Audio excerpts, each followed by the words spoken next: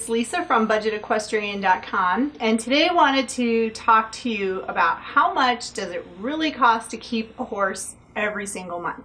I'm pretty lucky because I don't have to pay board for my horses. I wanted to go over what I spend every single month just for the basic upkeep of keeping 2 horses at home. Every month there are expenses that are going to come up that you just have to take care of. And this doesn't matter if you're boarding a horse or if you have your horse at home.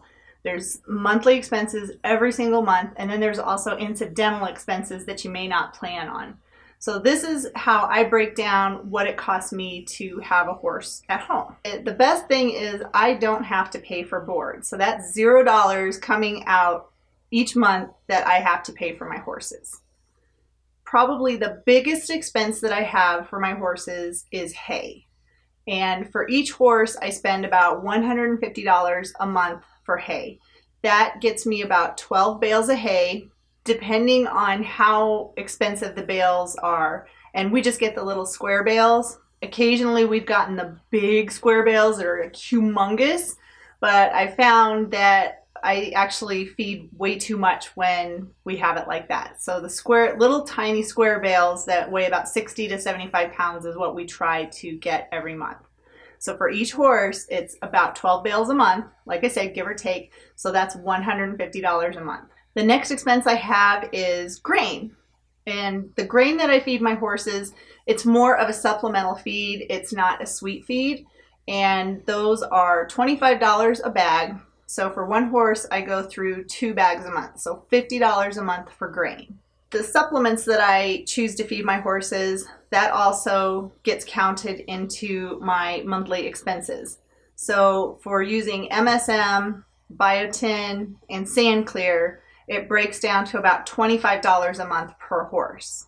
The bedding that I use in my stalls, I also include that, so it costs me about $50 a month per horse for bedding, and that includes shavings, straw, and sand, because every once in a while I will buy some sand and like fill empty holes, or if they've got little divots and stuff in their stall. It makes a really nice base in their stall, so I like to use sand. Another monthly expense, it's a kind of a bi-monthly expense, but I figured $25 a month for my farrier costs.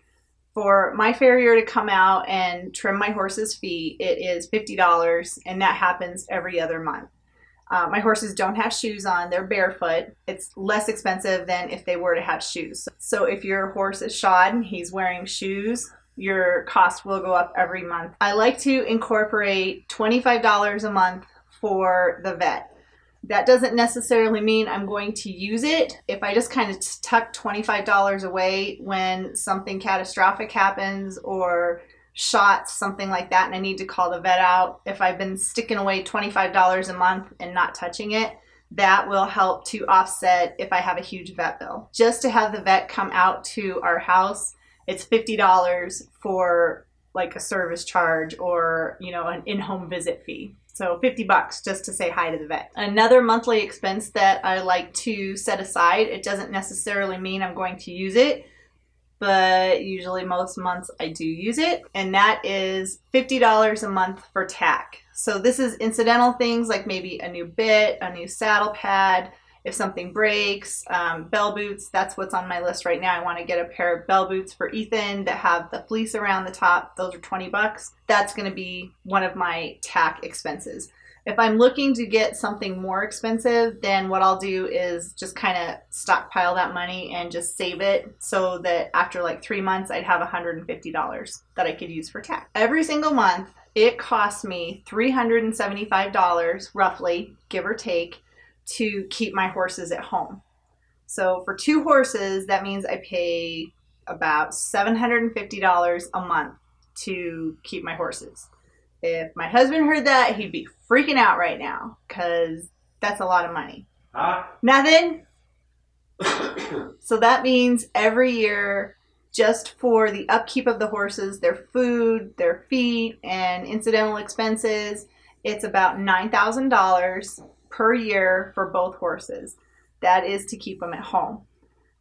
Now, this doesn't include the incidental expenses that can come along with owning horses, like going to horse shows or training, having a trainer.